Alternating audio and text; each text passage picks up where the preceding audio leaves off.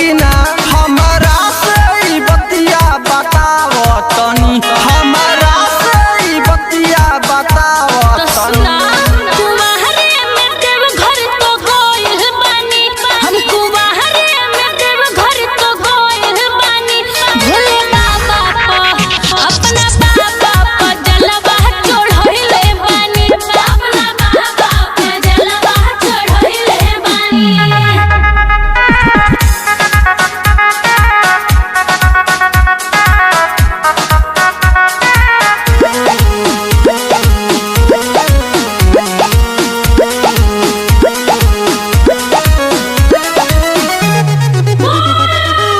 नैहर से अपना कोइल हम रहनी देवरू हो जब हम रहनी कुमार।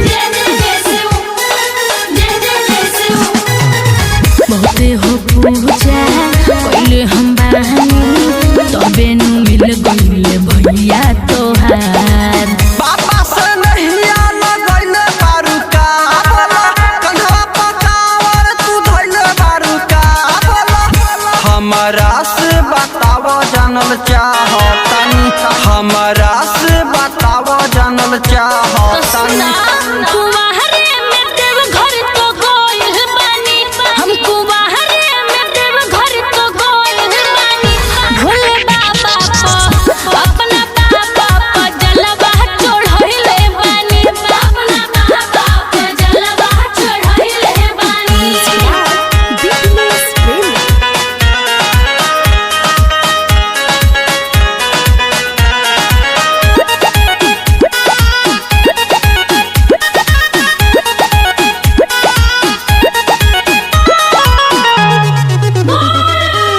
भोले बाबा के होई पुजारी उनके तो दिल में बसैले बानी हम।